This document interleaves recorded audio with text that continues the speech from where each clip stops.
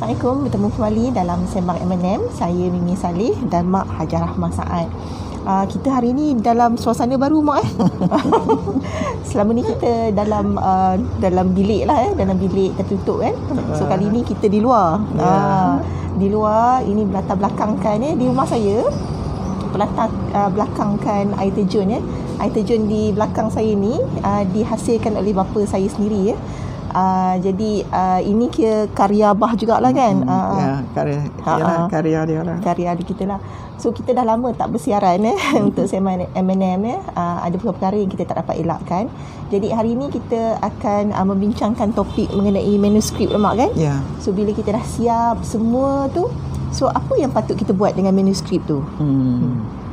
Sebelum kita nak menulis tu, kita dah ada perancangan lah. Ke mana kita nak tujukan manuskrip kita ni kalau dah siap kan. So ada 3 pilihan lah yang kita boleh buat lah. Satu, kita hantar kepada penerbit.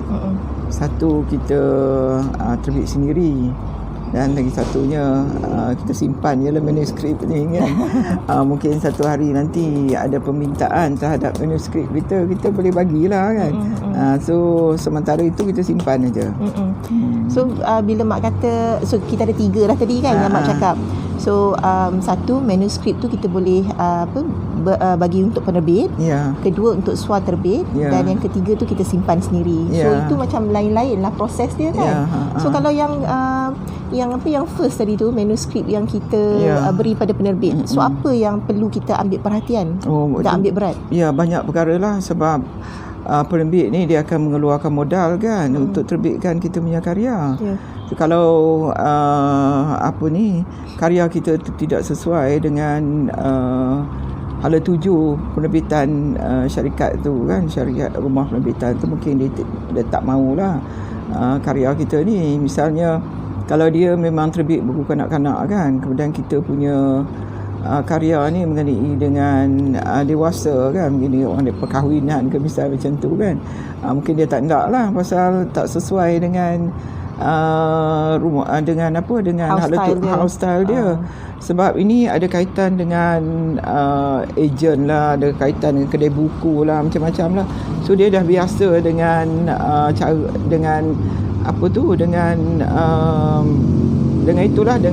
dengan orang kata dia punya pasaran tu. Jadi dia tak akan pindah kepada pasaran lain lah. Jadi sebelum kita nak hantar tu, dan customer base dia lah. customer base dia siapa kan.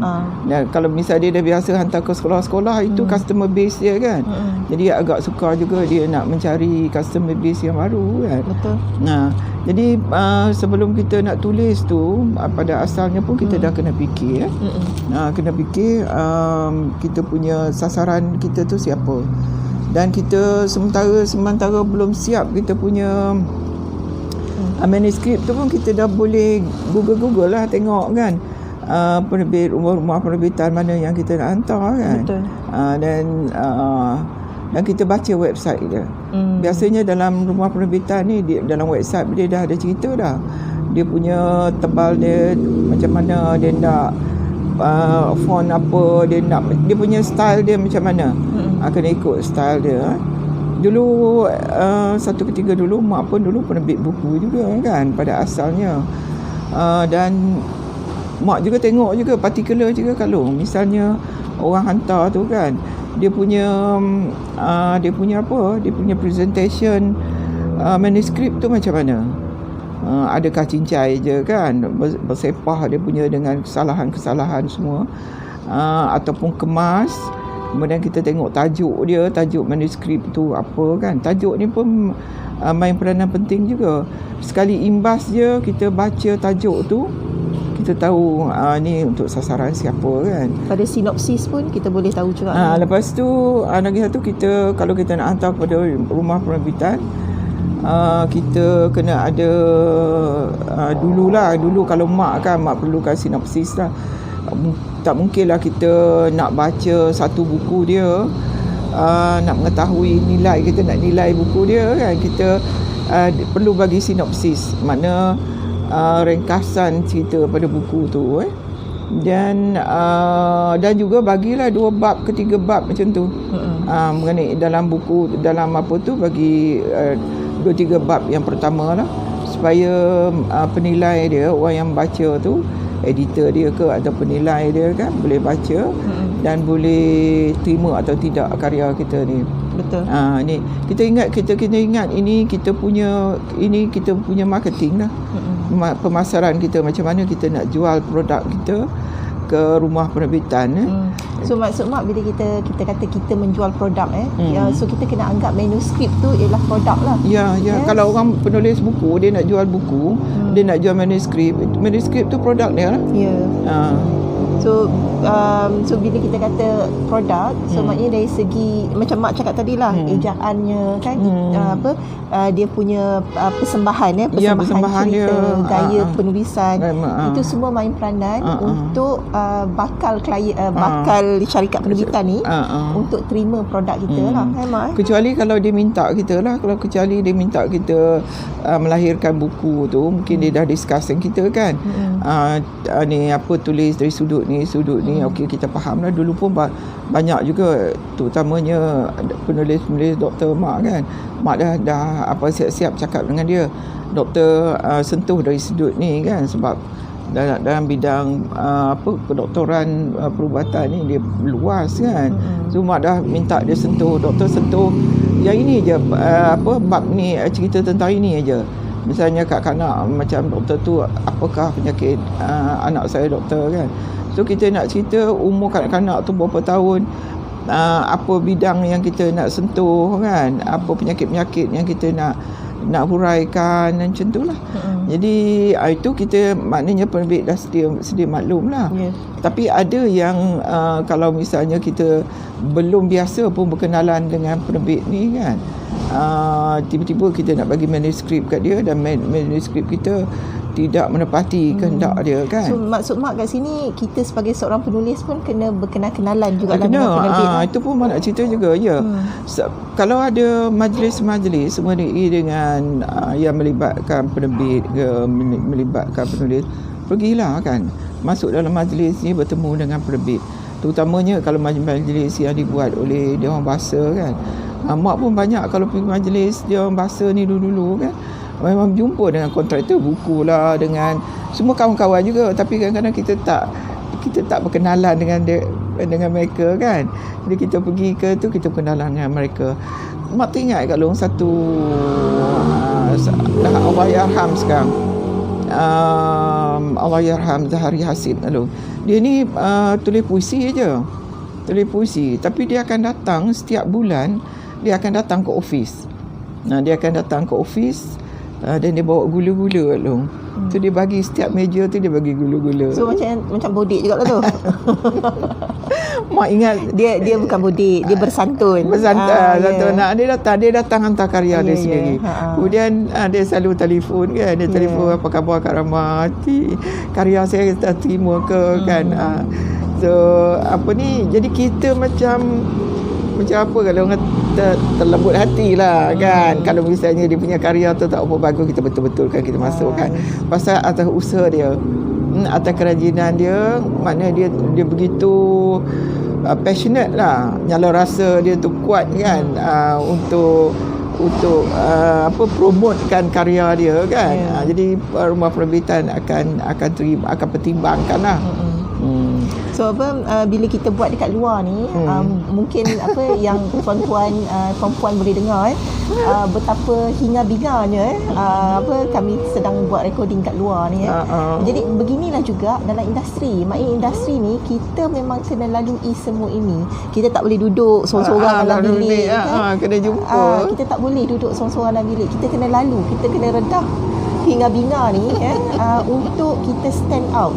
Sebab penerbit tak akan kenal kita kalau kita tak memperkenalkan diri. Betul. Jadi bayangkan dalam industri memang riuh riuh macam ni dengan orang-orang lain, dengan penulis-penulis yang lain Jadi kalau kita duduk dalam bilik melaip sahaja, Tak jumpa orang. tak jumpa orang, dah lah dalam media sosial pula kita tak pernah nak highlightkan apa yang kita buat, orang tak akan kenal kita, apatah lagi penerbit ya. Jadi memang kebetulan pula kita duduk kat luar, memang dia ada sedikit noise kat luar ni. Tapi ini hakikat lah. So kita boleh ambil Dalam benda ni. dalam dunia penulisan pun, kalau kita sebagai penulis pun kan kita tak perlu sunyi sangat dalam rumah kita. Maknanya kena masuk dalam bilik, tak boleh orang bercakap langsung, tak boleh tak boleh bising kan. Kalau bising Tapi kita itu cara masing-masing kot Mak kan? yelah, tapi kita macam adaptable lah, mana-mana pun kita boleh menghasilkan karya kan. Itu lebih baik lah daripada kita memilih sesuatu yalah, kalau itu cara kita lah. Tapi dalam dunia ni tak ada tempat yang sunyi lah kat long kan. Tapi itulah, ini dari segi cara menulis itu mungkin cara masing-masing lah. Tetapi apabila kita nak menjual karya manuskrip, so kita kena ikut rentak industri. Ya, betul Mak? betul. So rentak industri ialah kita kena berkenalan dengan penerbit. Kita kena macam Mak cakap tadi lah, kita kena tahu gaya house style penerbit, apa yang mereka kenaki, genre apa yang mereka suka dan nak jual. Sebab itu menentukan database mereka. Jadi mereka dah ada kelompok mana sasaran mereka. Kemudian Mak, okey, tadi yang pertama tu kita jumpa penerbit.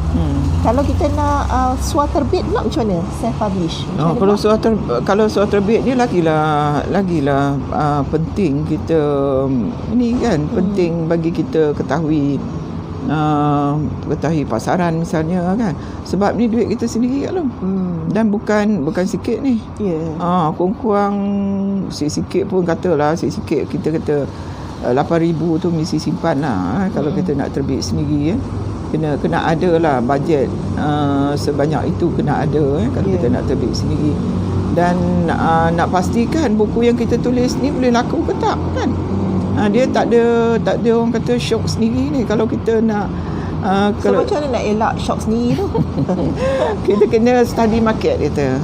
Kita tahu sekarang ni orang suka buku apa. Buku apa yang orang suka, yang dulu kita pernah cerita kan, konten kan. Ada bunyi lalu. Konten apa yang orang suka, evergreen. Tapi Mak, kalau katakanlah kita ikut trend pembaca kan, pembaca kita berubah-ubah. So macam kita pernah discuss sebelum ni lah, macam kita tak boleh nak ikut trend tu kan. Dan kita sedar itu kita tak boleh nak ubah cara pemikiran kita ikut trend pembaca. So macam mana kita nak suah terbit tu supaya kita tak jadi shock sendiri? Kita kena ada sasaran kita. Makna kita dalam fikiran kita tu bukan diri kita, tapi kita nak share ilmu ni dengan siapa. Okey, dengan siapa? Dengan ibu bapa ke, dengan anak remaja ke, dengan wanita ke. Dalam kepala kita tu mesti ada end product dia punya, kita nak siapa tuju buyer kita lah. Siapa buyer kita, siapa di hujung sana yang akan membeli kita punya karya. Dan tu kita kena fikir. Kemudian itu kena sesuaikan gaya bahasa kita, kena dari segi bahasa remaja lain, bahasa orang tua mungkin lain sikit. Itu kan? mungkin sama lah macam kalau kita hantar pada penerbit. Kan sama. So macam kalau penerbit, diorang dah ada sidang editorial lah. Maknanya ada editor, proofreader kan. So macam kita self-publish ni, perlu ke kita ada editor ataupun kita baca sendiri, proofread sendiri? Perlu Kak Long. Lagi kalau kita nak surat terbit, lagi kita kena ada editor yang akan membaca kita punya kita punya karya kan. Bukan makna kita surat terbit duit kita sendiri gitu, kita boleh buat macam suka hati kan. Tak boleh. Dia sebab menerbit buku ni dia ada teknik dia Kak Long. Dia ada teknik dia. Tebal buku tu macam mana, kertas kulit buku tu kita nak guna kertas apa, dalam helaian buku tu kita nak guna berapa gram punya kertas, macam-macam dia punya tu kena tahu kan. Kita tak boleh melakukan sesuatu yang luar daripada kebiasaan buku kan. Jadi sebab orang dah biasa baca buku tu macam ni, tiba-tiba kita buat buku macam lain kan. dia tak kurang mendapat, tak akan dapat sambutan. So itu maknanya satu kena ada orang grafik lah juga. Orang Maknanya, grafik kita tak boleh buat sendiri maknanya kalau kita bukan orang grafik, kita tak pandai buat grafik, kita jangan orang kata apa, kedekut duit tu lah. Bajet tu kita kena ada bajet untuk grafik. Carilah kawan-kawan yang tahu buat grafik, kau team lah dengan dia kan, minta tolong dia murah-murah sikit kan, berapa dia boleh bagi kan, lamsam je kita bagi kat dia tunai kan. Dia pun suka juga, sebab orang yang dah biasa buat grafik ni dia tahu style dia macam mana. Berapa, yalah kalau ikut tu berapa kening dia, paragraf dia macam mana kan, indent dia macam mana, dia punya font macam mana, dia dah tahu. Kita cakap dia tahu. Dan mak pun kalau mak tengok buku kan, mak tengok buku, mak kata oh ni buku ni memang layout sendiri ni kata. Jadi dia tak sempurna lah. Misalnya kita ada kain yang cantik kan, kain sutera yang cantik, kita potong, kita jahit sendiri kalau. Walaupun kita tukang jahit kan. Kalau kita tukang jahit okey je ke? Kita bukan tukang jahit, tapi kita pasal kita nak save kita punya duit ni kan, kita buat sendiri kan. Kita tahu jahit sikit-sikit je lah. Pasal jahit tu kita tahu, potong je kita jahit tepin. So actually maksud mak, kalau kita tak ada pengalaman, maknanya kalau katalah ini pengalaman pertama kita menulis buku dan menerbitkan sendiri, jadi suatu terbit, sebaik-baiknya kita outsource tugas-tugas yang orang lain lebih berpengalaman. Maknanya katalah kita pandai tulis, kita pandai grafik tapi disebabkan ini buku pertama, sebaik-baiknya kita bagi pada orang lain. Nanti kita tiru dia. Katalah kita editor, dan kita dah menulis berpuluh tahun. Ini buku pertama nak diterbitkan, masih perlu orang lain baca. Sama juga proofreading, apa lagi kalau ini buku yang pertama, sebab Murni rasa sebab buku pertama ni dia punya cabaran ialah dari segi investment tu sendiri, kan, pelaburan kita terhadap buku yang pertama. Sebab kalau ada satu penulis dia datang ke rumah, mak kata sebelum you hantar kepada penerbit, you kena baca dulu. You kena baca, you kena edit dulu buku ni. Kena edit dulu buku ni. Dia kata dia tak tahu nak edit apa, dia kata. Pasal dia baca banyak kali tapi dia tak tahu nak edit apa. Memang ya, kalau orang tak biasa buat editing, dia baca pun dia tak tahu apa dia nak edit buku tu. Tapi kalau macam mak dah biasa editing kan, mak baca, mak tahu kan, ni apa ni, dan penambahan dia tak ada ni, ada benda yang lacking dia, ayat dia sepatutnya macam ni kan. Tapi mak, bukan ke macam contoh kita dah menulis lama kan, tapi still kita perlukan orang lain untuk baca, untuk melihat perspektif kita tu dia faham ke tak? Sebab betul kan? Sebab kadang-kadang bila kita cakap pasal imajinasi kan, imajinasi kat sini. Jadi bila kita tulis, kita faham apa yang kita tulis tapi orang lain yang membaca tu mungkin tak faham. Dari segi konteksnya ke, dari segi konsepnya ke, kan, tak faham sebab diorang tak faham latar belakang yang kita nak tulis ni lah kan. Jadi Murni rasa perlu ada orang baca, perlu ada orang lain baca walaupun kita berpengalaman menulis berpuluh tahun. So ini pendapat peribadi saya lah, masih perlu ada orang lain baca. Mak pun setuju, mesti ada satu orang yang baca lah. Supaya kita boleh tanya dia, you faham tak apa yang saya tulis? Okay, kadang-kadang dia kata saya tak faham lah bab ni, apa yang you maksudkan kan. Okay. Sebab kalau dia tak faham, maknanya orang lain pun tak faham juga. Sebab bila kita menulis ni kan, menulis buku, dia bukan macam kita menulis di media sosial tau. Dalam media sosial kita tulis pendek-pendek kalau paling panjang pun kita tulis paragraf, dia tak akan sampai jadi 10,000 patah perkataan kan. So bila kita hanya menulis dalam 50 ke 100 patah perkataan dalam Facebook, itu sekejap je orang baca tapi bila dia banyak topik-topik yang kita nak dalami dalam buku, itu memerlukan orang lain untuk baca dan untuk kata saya faham dan saya feel apa yang you tulis lah. So macam pendapat mak lah, bila kita menulis sendiri, terbit sendiri kan, so kita punya expectation terhadap buku pertama tu macam mana? Buku pertama lah, selalunya buku pertama ni kita excited, first baby kan. Oh, berdebar-debar lah benda laku tak laku buku ni kan. Laku tak laku.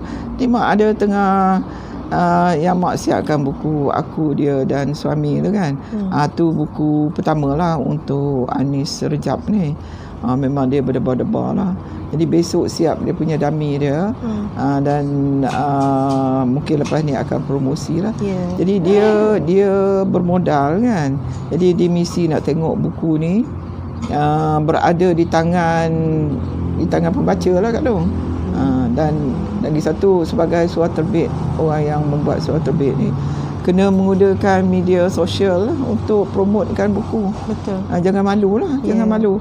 Jadi di mana-mana ada peluang je mesti masukkan buku kita. Jangan malu. Semenjak saya sebelum ni saya seorang penerbit, kemudian alhamdulillah saya dapat tahun ni saya dapat 2 penerbit yang terbitkan 2 buku saya. Masa ni lah saya pertama kali melalui proses beta reader. Beta reader di mana buku saya sebab dia setiap layout diberi kepada beberapa orang pembaca, bakal pembaca untuk baca dan komen. Jadi masa tu saya macam melalui proses tu saya macam okey, kalau masa tu 10 orang 10 orang yang baca buku saya dan mereka ada komen 1 2 3 4 komen antaranya macam kenapa ni kan. Saya take note ada perkara saya boleh tambah, ada perkara saya boleh kurang Jadi saya rasa bersyukurlah sekarang kita dah ada beta reader di mana kita boleh bagi peluang pada kawan-kawan untuk baca, beri komen dan untuk kita tambah baik sebelum kita cetak. So berbalik juga kepada manuskrip tadi. Tadi mak kata yang pertama tu kita cari penerbit, yang kedua kita suar terbit, dan yang ketiga tu kita simpan je. So bila masa kita nak buat keputusan untuk simpan je. Kita rasa kita tak tahu kita nak terbit pada siapa. Kita tak tahu kita nak bagi pada siapa. Kemudian kita pun tak ada modal nak terbit sendiri kan. Masa tu kita simpan, kita buatlah, bukanlah mana kita simpan selama-lamanya. Kita simpan untuk sementara waktu lah. Sebelum ada pembaca kita, sebelum ada penerbit kita lah, sebelum kita nak buat keputusan yang selanjutnya. Kita simpan dulu. Maknanya okey, kita dah ready satu manuskrip kan.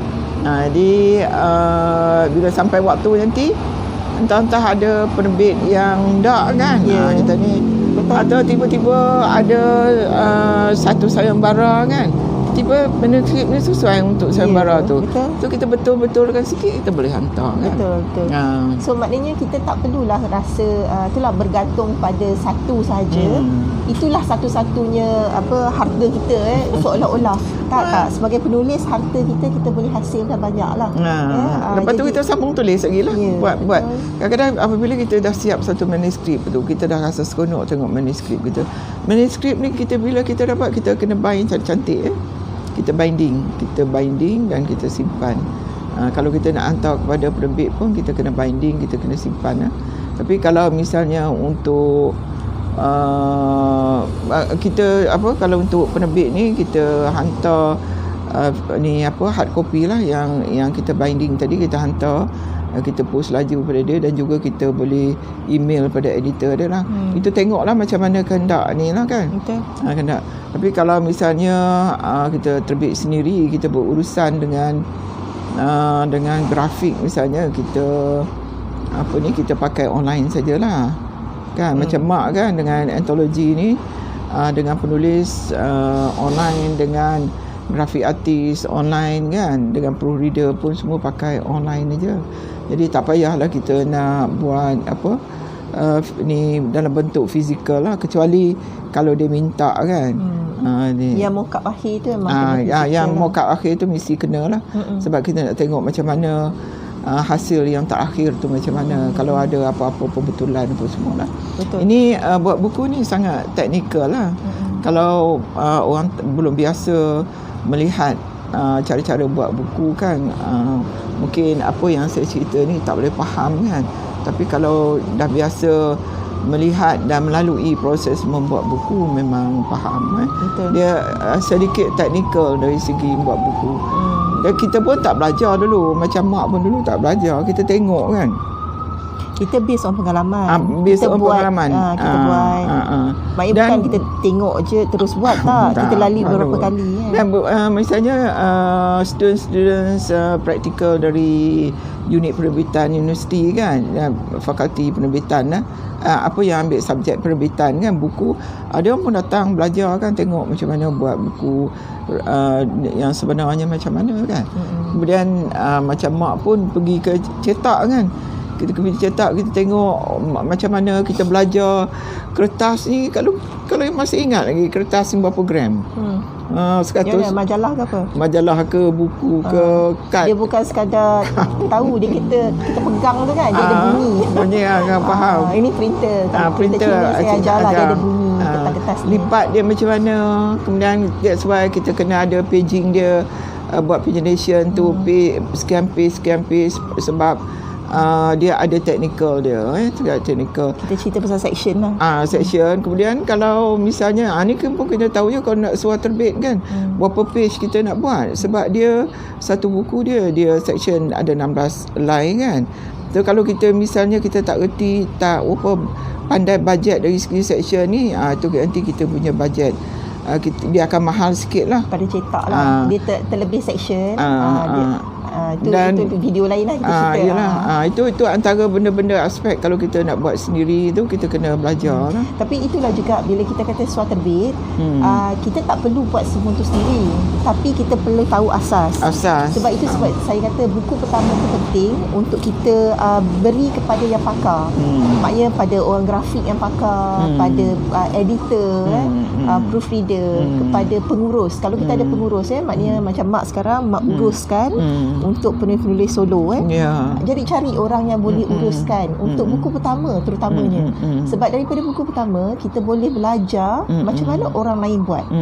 Jadi buku kedua kita mungkin dah confident untuk kita buat sendiri Pengalaman dah ada, ilmu ada, cuma pengalaman je belum ada kan. So pengalaman ni lah yang kita kena belajar, melihat dan melaluinya dengan orang lain jadi itu sebab yang surat terbit tu penting untuk kita. Itulah dia jangan gelojoh sangat lah nak terus terbit jadi kita lihat, belajar dulu cara macam mana kan, pelan-pelan. Sebab modal besar nanti sayang kan, takut tak laku ke apa ke kan. Nanti lagi satu, kalau surat terbit ni kalau nak kena ada stok tu, tak perlu juga mak. Sekarang ada print on demand. Print on demand, betul. Dulu kita banyak print sekali kan, 1,000 kan. Apa majalah ke buku? Buku kan. Buku dululah, dulu tak ada nak print 500 ke, tak ada, mesti 1,000 kan. Jadi kena ada store untuk simpan buku kan. Tapi itulah saya fikir macam untuk kita kita seorang penulis peluang kita sekarang ni terbuka luas, sama ada dengan penerbit. Sekarang pun penerbit ramai mak. Bukan sekadar penerbit besar ada juga penerbit indie, penerbit surat terbit yang juga sekarang membantu selenggara antologi pun ramai. Jadi saya rasa sekarang industri penerbitan sebenarnya meriah. Tapi itulah, bila kita meriah dengan ramai penulis-penulis yang lain sama ada dengan penerbit ataupun surat terbit, kita sebagai penulis dah kena stand out lah. Kita dah tak boleh lah lagi macam nak duduk belakang tabir ke, nak nyorok-nyorok ke, ataupun tak boleh Jadi macam kita kena expose, kita kena dedahkan diri kita juga dengan ilmu-ilmu penerbitan Jadi mak, mungkin mak nak ada tamatkan ni dengan beberapa nasihat lain ke, tips ke? Mak ingat itu saja kot, dah cakap semua tadi. Tu kata walaupun kita kata nak manuskrip kita dah ada tadi kan, kita perlu tahulah kepada siapa yang kita nak hantar, dan kita buat keputusan yang betul lah kalau kita nak terbit sendirilah. Terutamanya dari segi pasaran. Dari segi pasaran, siapa nak beli buku kita dan siapa nak tolong uruskan buku kita kan. Itu kita kena tahulah. Kena ambil tahu sedikit kalau kita nak jadi penulis surat terbit. Betul.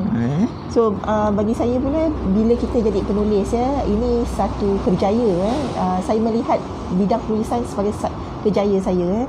Jadi walaupun apa pun dunia, maknanya dunia penulisan tu apa saja bergolak di dalamnya, kita harus melihat peluang-peluang lah. Ya. So sama juga dengan manuskrip. Kita kena belajar untuk olah, untuk kreatif, melihat bukan sahaja di sini maknanya apa trend semasa, tapi kita juga harus bijaksana melihat apa yang akan berlaku dalam 3 minggu, 3 bulan ataupun 3 tahun ke depan potensi genre buku, apa yang orang suka, apa yang ke arah mana pembaca kita akan pergi. Pada masa yang sama kita berpegang juga pada prinsip kita sebagai seorang penulis lah. Jaga etika kita sebagai penulis, jangan plagiat, integriti bahasa. Itu penting tu. Kita kena karya kita, bukan karya orang lain. So bagi kawan-kawan di luar sana, boleh lihat pada hashtag Sembang M&M untuk lihat video-video kita yang lain dan lihat mana-mana topik penulisan yang tuan-puan suka dan boleh share dengan kawan-kawan yang lain. So jika suka dengan video ini, boleh share dengan kawan-kawan yang lain. Jadi minta maaf kepada bunyi-bunyi bising tu sebab kita pun eksperimen macam mana kalau kita buat di luar. So sebarang komen boleh letak di bahagian komen ataupun pendapat ataupun cadangan untuk topik yang akan datang. So sehingga akan datang, saya Mimi Salih dan Mak Hajar Rahmah Saad mengucapkan Assalamualaikum. Waalaikumsalam.